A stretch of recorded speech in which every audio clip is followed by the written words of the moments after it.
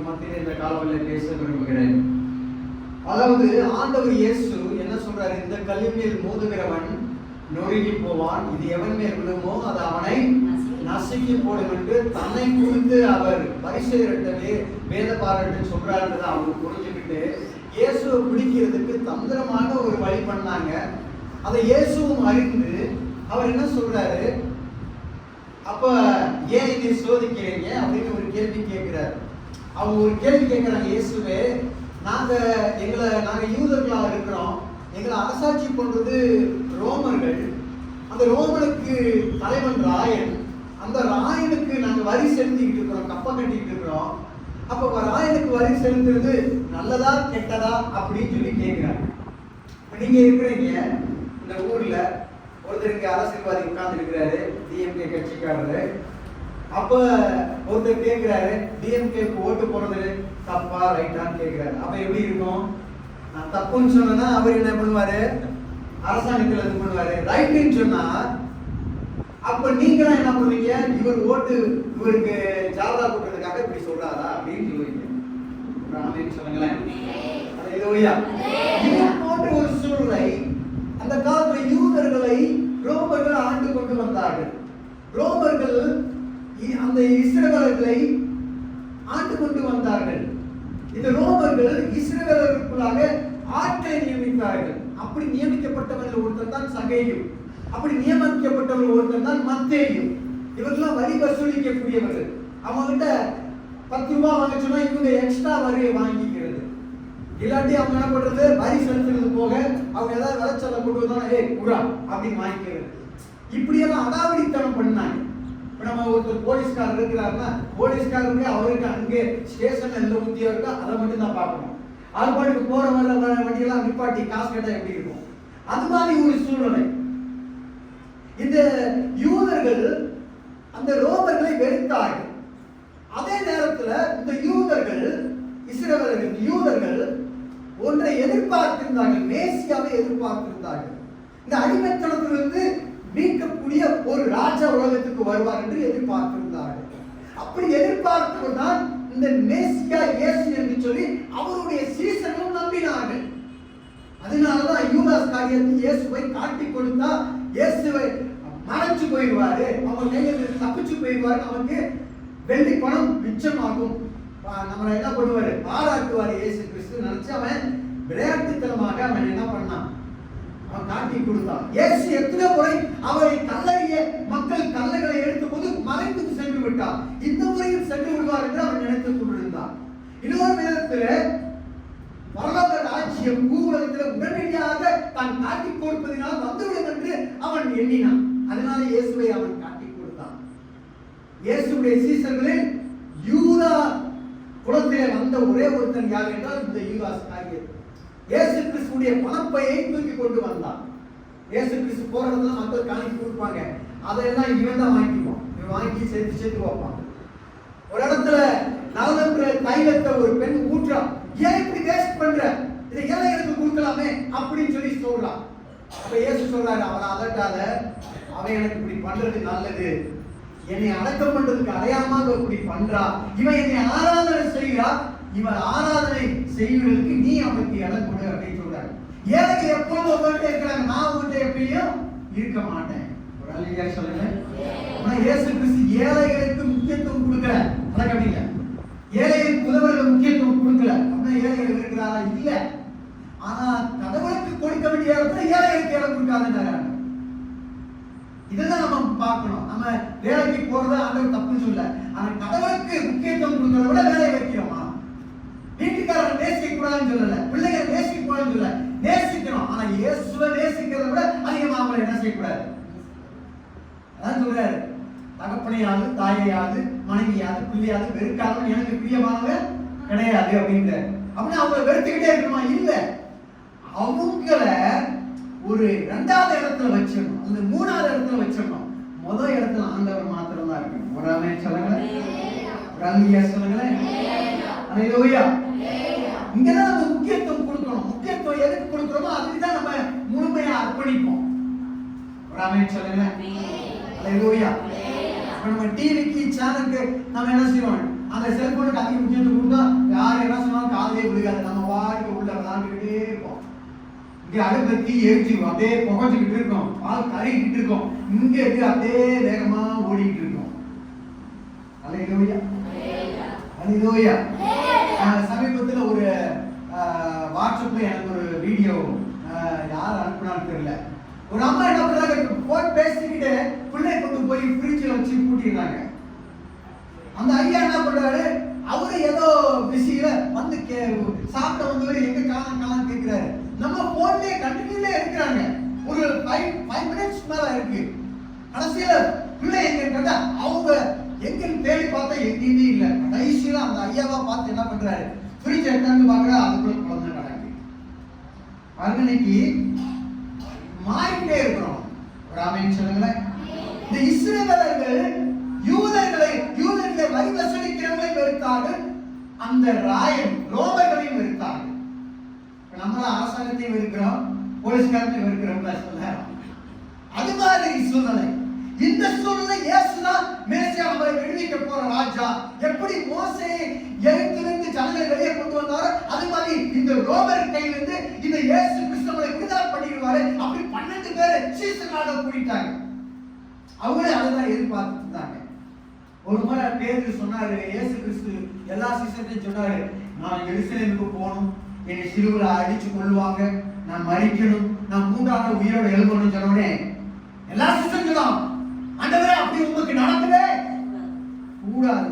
பேதுரு சொன்னான், ஆண்டவரே அப்படி நடக்க நான் விட மாட்டேன், என் உயிரை கொடுத்தாலும் உங்களுக்கு நான் என்ன செய்வேன் காப்பாற்ற. ஆண்டு சொன்னாரு, தம்பி போல இன்னைக்கு என்னை 3 முறை ஆம்பளை கிட்ட இல்ல பொம்பளை கிட்ட காட்டி கொடுக்க போறடான்னு, நான் மறுதளிக்க போறடான்னு.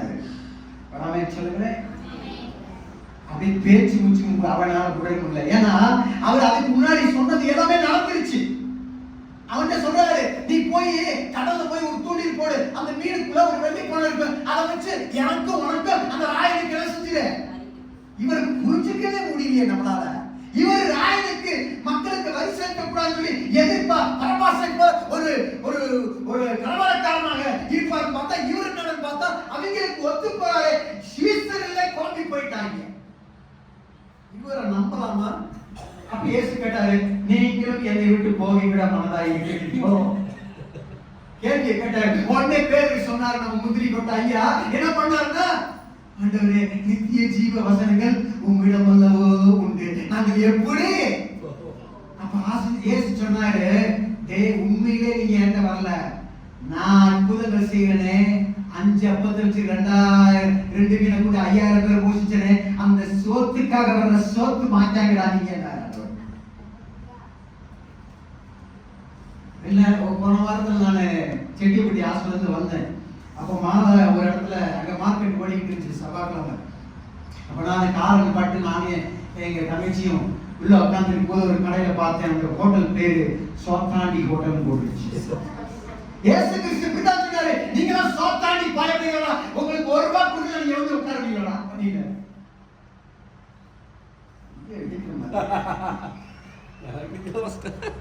நாங்களாம் சர்ச்சுக்கு போகும்போது 1 ரூபாய் கொடுக்கல. நான் எங்க அம்மா நெல் அரைச்சிட்டு வந்தா மேலாச்சோளத்துல இருந்து கருப்பட்டிக்கு நெல்லை அவிச்சு காய போட்டு மேல நல்லா பரசி மேல அந்த காலத்துக்கு அது மேல ஓட்டையை ஓட்டு விட்டா கீழே வந்துடும். அப்படியே கொண்டு போய் கருப்பட்டியில போய் கியூவா இருக்கும். அதை போய் நாங்க போய் நெல்லை அரைச்சிட்டு வந்து அந்த நெல்லையே என்ன செய்யணும், தவிடு தனியா அரிசி தனியா பிரிச்சு அதை கொண்டு வந்து குருணை தனியா தவிடு தனியா அரிசி தனியா கொண்டு வந்தா 1 ரூபாய் கிடைக்கும். அந்த 1 ரூபாயை ஆண்டவருக்கு கொடுக்கணும்னு நினைச்சேன் நான். அதனாலதான் இப்ப நான் இருக்கேன். இயேசு கிட்ட போனா என்ன கிடைக்குது வரலங்க, இயேசு கிட்ட போனா என்ன கொடுக்கணும்னு வந்து ஆண்டவர்கிட்ட. அதனாலதான் எனக்கு கொடுக்குறாரு. நீங்க வாங்கினீங்கன்னா எப்படி இருக்கு யோசிச்சு பாருங்க. அல்லேலூயா. உலகத்துல நிறைய நதிகள் இருக்கு, எல்லா நதியிலும் நிறைய விலங்குகள் இருக்கு. ஒரே ஒரு நதியில மட்டும் ஒரு சின்ன உயிர் கூட இருக்காது. அது என்ன நதி தெரியுமா?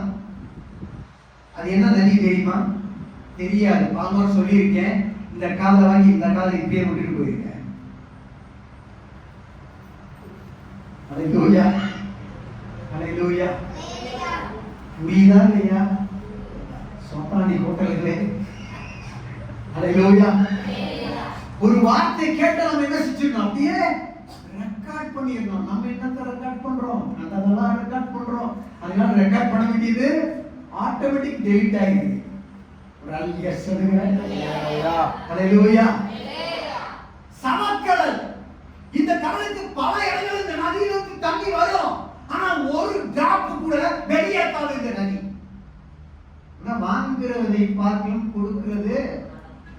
ஆண்டவர் சொல்ல, நான் உன்னை ஆசீர்வதிக்கக்குள்ள எனக்கு எதையோ கையில பிடிச்சுக்கிட்டு இருக்க, நீ கையில பிடிச்சுக்கிட்டு இருக்க வரைக்கும் ஒண்ணு நீ என்ன செய்ய முடியாது, வாங்கவே. இப்ப நான் அந்த நோட்டை கையில வச்சுக்கிட்டு இருக்கும் போது வேற ஏதாவது நான் பிடிக்க முடியுமா? இவரை பிடிக்க முடியுமா? துரத்த முடியும், ஆனா அவர் என்ன செய்ய முடியாது, பிடிக்க முடியாது. அதுதான் ஆண்டவருடைய ஆசீர்வாதத்தினால வர்ற ஆசீர்வாதத்தை ஆண்டவர் கொடுக்கும் போதுதான் ஆண்டவர் நமக்கு புதிய ஆசீர்வாதத்தை கொடுக்கும் போது நம்மளால வாங்க முடியும். ஒரு ஆமென் சொல்லுங்க. நம்ம பாத்திரம் எம்டியா இருந்தா தான் அடுத்த நேரம் நம்ம சமைக்க முடியும். ஏற்கனவே சாப்பாடு இருக்கிறதுக்குள்ளேயே நீங்க என்னைக்காவது சமைக்க பார்த்துருக்கீங்களா? சமைக்க தெரியாத முட்டாள் ஆசாமி கூட சமைக்க மாட்டான். ஆமென் சொல்ல மாட்டேன். என்ன பாஸ்டர் இன்ஜெக்ஷனா வருது? ஹalleluya, ஹalleluya. நான் இடிக்கிற, அவர் இடிக்கிறார். ஒரு ஆமென் சொல்லுங்களே. ஹalleluya. இங்கே இந்த இஸ்ரவேலர்கள் இயேசுவை அப்படித்தான் எதிர்பார்த்தார்கள். இயேசு இந்த எதிரிகிட்ட இருந்து நம்மளை காப்பாற்றுவார் பார்த்தா இந்த எதிரிகளோட சேர்ந்துட்டு அவரும் என்ன செய்யறாரு, ஜாலை பண்ணிட்டு அவரும் வழி கொடுக்கிறாரு. அப்ப இவங்க என்ன பண்ணாங்க, இயேசுவை எப்படியாவது அவர் பேச்சல மாட்டோம். ஏன்னா இயேசு எங்கெல்லாம் போனாரோ அங்கெல்லாம் திரள் கூட்ட ஜனங்கள் இயேசுவை பின்பற்றினார்கள். எங்கெல்லாம் திரளான கூட்டங்கள் பெரியதோ அங்கெல்லாம் அந்த ரோம போர்ச்சர்கள் கூடினார்கள். ரகசிய போலீஸாக ரகசியமா இவங்க யாராவது அரசாங்கத்துக்கு விரோதமா பேசினா உடனே கைது பண்றதுக்கு ரெடியா இருந்தாங்க. அதனால அந்த கூட்டத்துக்குள்ள பரிசேயர்கள் என்ன பண்ணாங்க, இயேசுவை சிக்க வைக்கணும்னு சொல்லிட்டு, இயேசுவே நாங்கள் ராயனுக்கு காசு கொடுக்கிறது நியாயமா? தப்பா? இயேசு பார்த்தாரு, உன்னை படைச்சவனே நான் தான், உனக்கு உயிரை கொடுத்தவனே நான் தான், என்னையவே கிண்டி பார்க்கலையான்னு பார்த்தாரு. காசு இருந்தா கொடுங்கன்னு சொல்லி கேட்டாரு. காசுலையோ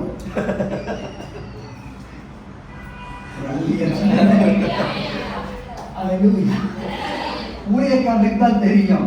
ஊழியக்காரன் பைக்கிட்ட ஒண்ணுமே பைக்கிட்ட பார்த்தா ஒண்ணுமே இருக்கே.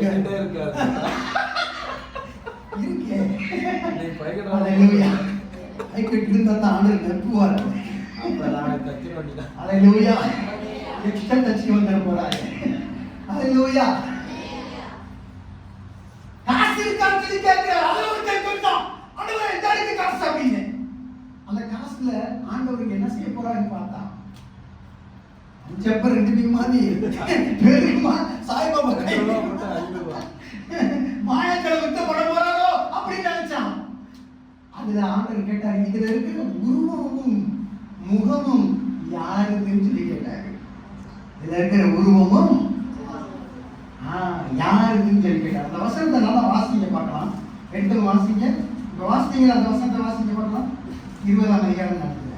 வாசிங்க. 24ஆவது வசனம். ஒரு பணத்தை எனக்கு காண்பியுங்கள், ஒரு பணத்தை எனக்கு காண்பியுங்கள், இதில் இருக்கிற சொர்பமும் மேல் எழுத்தும் யாருடையது என்று கேட்டார். ஓகே, இப்போ நான் உங்ககிட்ட கேட்கிறேன், ஐயா மாட்ட கேட்கிறேன், வயசான பாட்டி கிட்ட கேட்கிறேன். எத்தனை பேர் ஆயெல்லாம் காவலாம் பார்த்துருக்கீங்க? காவலாம் பார்த்துருக்கீங்கல்ல? அதுல ஒரு அச்சு இருந்திருக்கும், பார்த்துருக்கீங்களா? அதுல யாரு அச்சு இருக்கு? இப்ப சிங்கம் இருக்கு. அதுக்கு முன்னாடி யாரு இருந்துச்சு? என்னமா? ராஜா. ஓகே, அதுல நீங்க நல்லா கவனிச்சு பாத்தீங்கன்னா இங்கிலாந்து நாட்டு ராணியுடைய உருவத்தை நீங்க பார்த்திருப்பீங்க. நம்ம பழைய காசுல இந்திய சின்னம்லாம் கிடையாது. வரனா, ரெண்டனா, காரணா, 1 ரூபாய் இதெல்லாம் அந்த காலத்து காசை நீங்க பார்த்துக்கிட்டீங்கன்னா அது ஏன் அப்படி இருந்துச்சு? இந்தியாவில் இருந்தாலும் நம்ம ஊர் பணம்லாம் கிடையாது. அப்ப ஏன்னா அந்த பணம் இல்லை, கொண்டு வரல.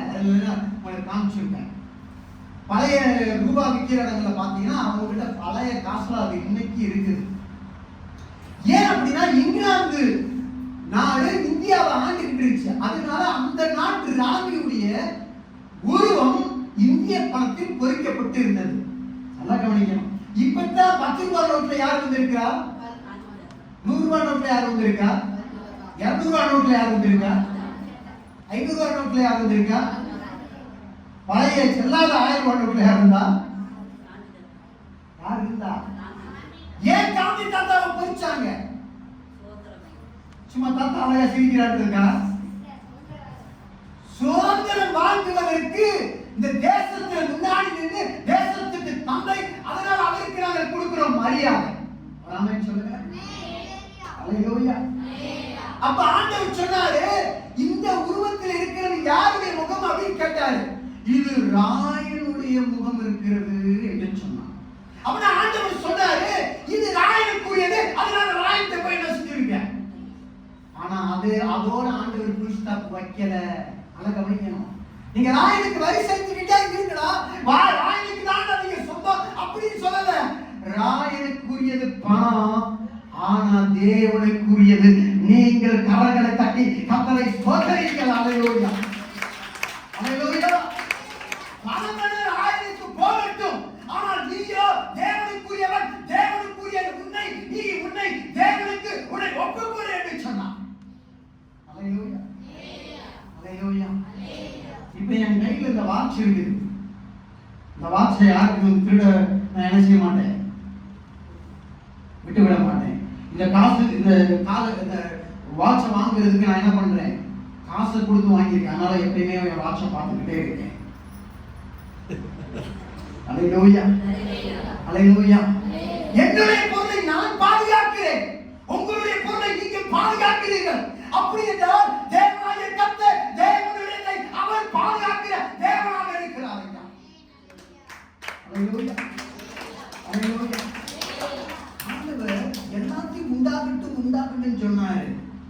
ஆதாம் ஏவாள ஆண்டவர் எப்படி படைச்சாருன்னா, ஆதியாகமம் 1:27 எடுத்தவங்க வாசியா பார்க்கலாம். அங்க அவர் எப்படி சொல்லி இருக்கிறார்? 1:27 ஆதியாகமம் 1:27 வாசிங்க. தேவன் தம்முடைய சாயலாகவும் மனுஷனை சிருஷ்டித்தார். ஆங்கிலத்தில் சொல்லப்படுது இமேஜ் அப்படின்னு சொல்லப்படுது. தன்னுடைய உருவமா அப்படியே படைச்சிட்டாங்க. கட்டி கத்தாரி ஸ்தோத்திரிங்க. நீங்க கடவுளை போல இருக்கிறீங்க ஆண்டவர். யாரு சொல்றீங்க? இப்ப இவர் பாக்குறாரு என் பிள்ளைய, பாஸ்டர் என்ன உங்கள மாதிரியே உங்க பையனை பெத்து போட்டீங்க, அச்சஸ் அப்படியே இருக்கிறீங்க அப்படின்னா என்ன அர்த்தம்? என்ன அர்த்தம்? அப்படியே இருக்கிறான்னு அர்த்தம். ஒரு அமெரிக்க சொல்லுங்களே, முகம் அப்படியே இருக்குது, ரத்தம் அப்படியே இருக்குது, கண்ணு அப்படி இருக்குது, காது அப்படி இருக்கு, வாய் அப்படி இருக்கு, எல்லாமே அப்படியே இருக்குது. அவர் எப்படி சிந்திக்கிறாரோ அப்படி சிந்திக்கிறார். ஒரு அமெரிக்க சொல்லுங்க. உலகத்துல நிறைய சிருஷ்டிகள் ஆண்டவர் படைச்சிருக்கிறாரு, பறவைகளை படைச்சிருக்கிறாரு, விலங்குகளை படைச்சிருக்காரு. எதுவுமே மனுஷன் உண்டாக்குற மாதிரி எதுவுமே இது வரைக்கும் உண்டாக்குற. நீங்க நானும் சைக்கிளை இங்க ஓட்டுறோம். எந்த பறவையா சைக்கிள் ஓட்டுறத பார்த்துருக்கீங்களா? எந்த பறவையாவது பிளைட் கண்டுபிடிக்கிறத பார்த்துருக்கீங்களா? மனுஷனுக்கு மட்டும்தான் ஒன்றை உருவாக்கக்கூடிய வல்லமையை வைத்திருக்கிறார். காரணம் தேவனை போல அவருடைய சிருஷ்டிக்காக சாயலாக நீங்கள் நானும் படைக்கப்பட்டிருக்கிற மாதிரி. இப்ப நான் சாத்தானை பத்தி சொல்லணும். சாத்தான் பரலோகத்துல தூதனாக இருந்தான். ஆண்டவருக்கு மேல உட்காரணும்னு சொல்லி நினைச்ச உடனே ஆண்டவர் அவனை கீழே தள்ளிட்டார். அதை கவனிக்கணும். பிசாசு ஆண்டவர் தன் சாயலை படைக்கல, மனுஷனை உங்களை இணைந்து மட்டும்தான் படைச்சிருக்கிறார். தேவதூதர் உருவத்தில் பிசாசு இருக்கிறான். அவன் கீழே தள்ளப்பட்டவனே ஆண்டவர் என்ன பண்றார்? தன்னுடைய சாயலாக தன்னுடைய அச்சசலாக படைக்கப்பட்ட அந்த மனுஷனை வெறுக்கிறான். ஏன் வெறுக்கிறான்? உங்களுக்கெல்லாம் போய் சொல்ல தெரியாதுன்றதுனால வெறுக்கிறான். கெட்ட வார்த்தை பேசவே தெரியாததுனால வெறுக்கிறானா பிசாசு? சண்டை போடவே தெரியாததுனால பிசாசு வெறுக்கிறானா?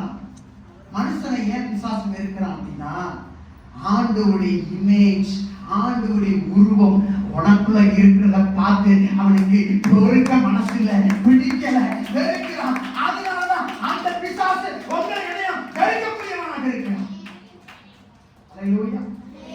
அதனால அவன் என்ன பண்றான்? கர்த்தருடைய அந்த இமேஜ், அந்த சாயலை உங்ககிட்ட என்கிட்ட இருந்து கெடுத்து போறதுக்கு அவன் என்னெல்லாம் செய்ய முடியுமோ அத்தனையும் செய்து விடுகிறான்.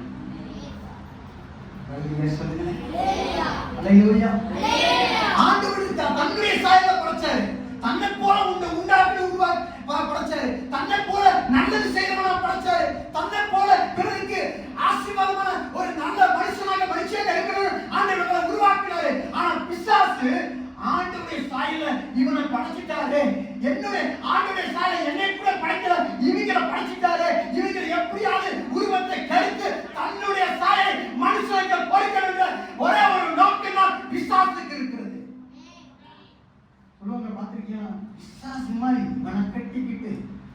கட்டினதுக்கு இவளை கட்டினதுக்கு பிசாச கட்டி இருக்கலாம். அந்த மனுஷனுக்குள்ளாக இருந்த தேவனுடைய சாயலை பிசாசு கெடுத்து பிசாசுடைய சாயலை ஒரு மனுஷனுக்குள்ளாக பிசாசை வைக்க முயற்சி எடுக்கிறான். இதுதான் நடக்குது இன்னைக்கு. இப்ப யோசிங்க, நீங்க முன்னாடி எப்படி இருந்தீங்க யோசிங்க, இப்ப எப்படி இருக்கீங்க யோசிங்க. நான் சின்ன பிள்ளைகளுக்கு சொல்வேன், உங்களுக்கு சின்ன வயசுதான் இருக்குது, நீங்க இப்ப இருந்தே அந்த தேவன் உங்களுக்கு கொடுத்திருக்கிற சாயலை நீங்க பாதுகாத்துக்கங்க, தப்பு செய்யாம. ஆமென் சொல்லுங்க.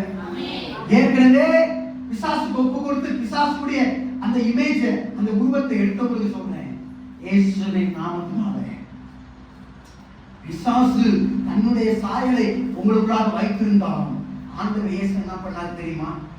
இப்போ பிசாசு என்ன பண்றான், அத ஒரு சமட்டியால என்ன பண்றான், உங்களுக்கு முகத்துல இருக்கிற என் முகத்துல இருக்கிற தேவ சாயலை அவன் கெடுக்கிறதுக்கு, அவன் அழிக்கிறதுக்கு அந்த அந்த அந்த ஹேமரை எடுத்து அந்த கோடாரி எடுத்து அவன் உடைச்சு வரும்போது இயேசுவானவர் தன்னுடைய கரத்தை உங்க முகத்துக்கு நேராக நீட்டினார். என் முகத்தில் இருக்கிற தேவனுடைய சாயலை பிசாசு கெடுக்க வரும்போதெல்லாம் ஆண்டவர் தன்னுடைய கையை எனக்கு நேராக நீட்டும் போது பிசாசு அடிக்கிற அந்த கோடாரியானது, அந்த சுத்தியலானது ஒரு பெரிய ஆணியை இயேசுவின் கையில அடித்து விடுகிறது. என் முகத்தில் இருக்கக்கூடிய தேவனுடைய சாயல் அழிக்கப்பட வேண்டாம், அழிக்கப்படக்கூடாது என்பதற்காக தன்னுடைய 2 கரங்களையும் அவர் நீட்டினார். அவர் நீட்டும் போது அந்த ஆணி என் முகத்தில் வந்திருக்க வேண்டியது, என்னை குறைத்திருக்க வேண்டியது, என்னை பிசாசாக மாற்றி இருக்க வேண்டிய அந்த ஆணி அவர் கைகளுக்குள்ளாக துளைக்கப்பட்டபடியால் நான் தேவ சாயலை இன்று எனக்காக ஒரு மனிதனாக நிற்பதற்கு தேவன் எனக்கு உதவி செய்திருக்கிறார், உனக்கு உதவி செய்திருக்கிறார்.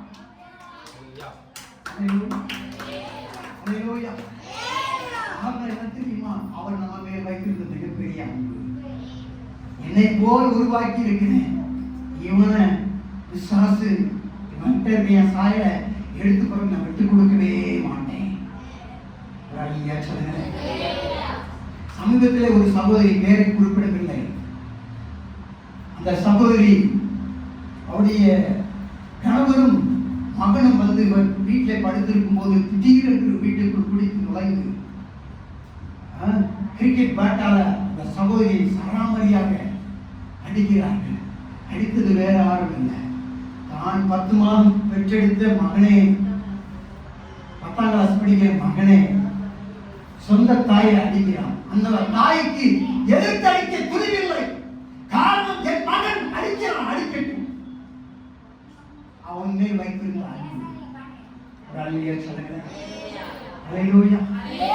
பிசாசு வருவதெல்லாம் தேவனுடைய சாயல் உனக்காக இருக்கிறதை எடுத்து போட்டுட்டு அவனுடைய சாயலை வச்சுட்டு போயிடும். அவ்வளவுதான். உங்ககிட்ட அதுக்கு தான் உங்ககிட்ட ஒரு இது வைக்க மாட்டான். ஆனா இயேசு கிறிஸ்துவோ உங்களுக்குள்ளாக அவருடைய சாயலையே வைத்திருக்க வேண்டும் என்று விரும்புகிறார். வரலையா சொல்லுங்க, சமக்காலையா சொல்லுங்க. இப்ப ஆண்டவர் இயேசு சொல்றாரு, இயேசுடைய பிதாவுடைய சாயல் குமாரனுக்குள்ளாக இருக்கிறது போல குமாரனுடைய சாயல் உங்களுக்குள்ளாக இருக்கிறது. அவருக்குரியதை பாதுகாக்கிறதற்காக என்னை இந்த உலகத்திற்கு அனுப்பினார் என்று சொன்னாரு. நீங்க என்னை அன்பா இருந்தால் என்னுடைய கற்பனைகளை நிறைவேற்றுங்கள் சொன்னார். நான் உங்களிடம் நீங்கள் என்னில் நிலைத்திருந்தால் மிகுந்த கனிகளை கொடுப்பீர்கள். ஆண்டவர் இயேசு அழகா சொல்றாரு, நிறைய இருக்கு. என் அன்பில் நடத்துங்கள், கிறிஸ்து இயேசுவில் இருந்த சிந்தியே என்னிலும் இருக்க. குட்டி கதை மட்டும் நான் சொல்லிட்டு நான் முடிச்சுட்டு போக விரும்புகிறேன். வர வாரம் நமக்கு திருவிழா ஆராதனை இருக்கிறது. ஒரு முறை ஒரு வேடன் என்ன பண்றான், ஒரு காட்டுக்கு போறான். காட்டுக்கு போய் அங்க என்ன பண்றான், ஒரு பறவையை பிடித்து கொண்டு வருகிறான். ஒரு பெரிய கழுகு எப்படி அடிக்கிறான்னு தெரியல, பிடிச்சிட்டு வந்துடுறான். பிடிச்சிட்டு வந்து ஒரு பெரிய சத்திரியா தன் வீட்டுக்கு முன்னாடி இருக்கக்கூடிய ஒரு பெரிய மரத்திலே கட்டி போட்டு விடுகிறான். இந்த கழுகு ஒவ்வொரு நாளும் அந்த மரத்தை சுற்றி சுற்றி வரும். அந்த செயின் எல்லாம் நின்று விட்ட பிறகு திருப்பி மாறி மாறி சுற்றி சுற்றி வரும். பல வருடங்கள் ஆச்சு. அந்த கழுகுக்கு இறையை போட்டால் அது சாப்பிடும், தண்ணி குடிக்கும். அந்த மரத்தை 10 வருடம் காலையிலிருந்து சாயந்தரம் வரைக்கும் சுற்றி சுற்றி வந்துகிட்டே இருந்துச்சு. ஒரு நாள் அவனுக்கு அந்த பறவை மேல இறக்கம் வந்துச்சு. இறக்கம் வந்ததுனால அந்த செயினை அவுத்து விட்டுட்டான். இந்த கழுகு என்ன செஞ்சிச்சு, பறந்து ஓடிவிட்டது. ஒரு அழகிய அல்லேலூயா. பறந்து ஓடிவிட்டது. அப்பா, ஒரு பறவைக்கு விடுதலை கொடுத்து விட்டேன் என்று இவன் நினைத்துக் கொண்டு அவன் என்ன செய்கிறான்? தன்னுடைய வேலைகளை செய்கிறான். அடுத்த நாள் காலையில அவன் டீ போட்டுட்டு வீட்டுக்கு வெளியில வந்து உட்கார்ந்து டீ குடிச்சிட்டு இருக்கான். அவனால் நம்ப முடியவில்லை. இப்ப அந்த பறவை அவன் வீட்டுக்கு முன்னாடி இருக்கிற அந்த மரத்தை எந்த சங்கிலிகளும் இல்லாமல் மாறி மாறி சுற்றி கொண்டு வந்ததை பார்த்தான். அதற்கு விடுதலை கிடைத்திருந்த போதிலும் அது சுதந்திரமாக பறக்க வேண்டியதற்கு பதிலாக திரும்பி அந்த மரத்தையே சுற்றி கொண்டு வந்தது, எந்தவித சங்கிலிகளும் இல்லாமல். இதைத்தான் பிசாசு உங்களுக்கும் எனக்கு போட்டுவிட விரும்புகிறார். ஆண்டவர் உங்களுக்கு விடுதலை கொடுக்கிறார். ஆனால் பிசாசோ நீங்கள் எந்த இடத்துல விழுந்தீங்களோ அதையே, அந்த மரத்தையே சுத்தி சுத்தி வரும்படியாக, உங்க வாழ்நாளெல்லாம் வீணாக கழிக்கும்படியாக பிசாசு உங்களுக்குள்ளாக எனக்குள்ளாக அவனுடைய உருவத்தை நமக்குள்ளாக, அவனுடைய குணத்தை உங்களுக்குள்ளாக, அவனுடைய எண்ணங்களை நமக்குள்ளாக கொடுக்கக்கூடியவனாக இருக்கிறான். தேவனுடைய இமேஜ்ன்றது ரொம்ப முக்கியம். தேவனுடைய உருவம்ன்றது முக்கியம். அப்படின்னா ஒரு மரத்தை நான் சொல்லவில்லை, அவருடைய குணாதிசயம் நமக்குள்ளாக இருக்கிறது. பிசாசு உங்களை பிடிக்கவே பிடிக்காது. ஏன் தெரியுமா? ஆண்டவருடைய அந்த உருவம் உங்களுக்குள்ளாக இருக்கிறதுனால தான், வேற ஒண்ணுனால இல்லை. ஆனா ஆண்டவர் இயேசு கிறிஸ்து தன்னை போல உண்டாக்கின அந்த மனுஷன் மேல இறக்கம் அன்பு வச்சதுனாலதான் உங்களுக்காக அவர் சிலுவையில வந்து மறித்து அடக்கம் பண்ணப்பட்டு உயிரோடு இருந்தார்.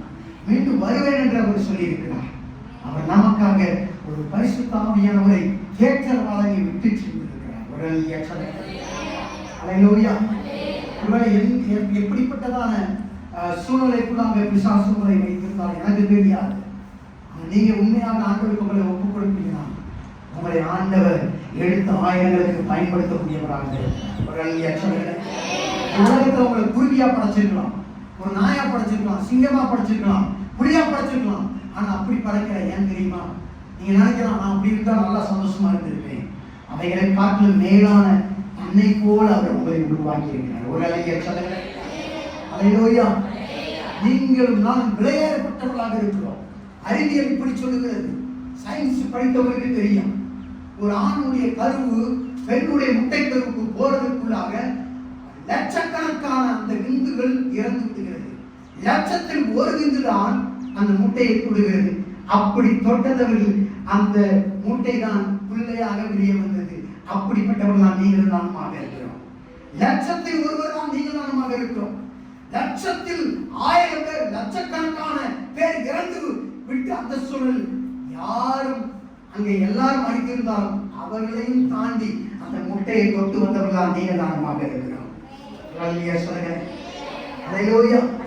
நாம் எதேச்சையாக இந்த உலகத்தில் மனிதனாக வரவில்லை.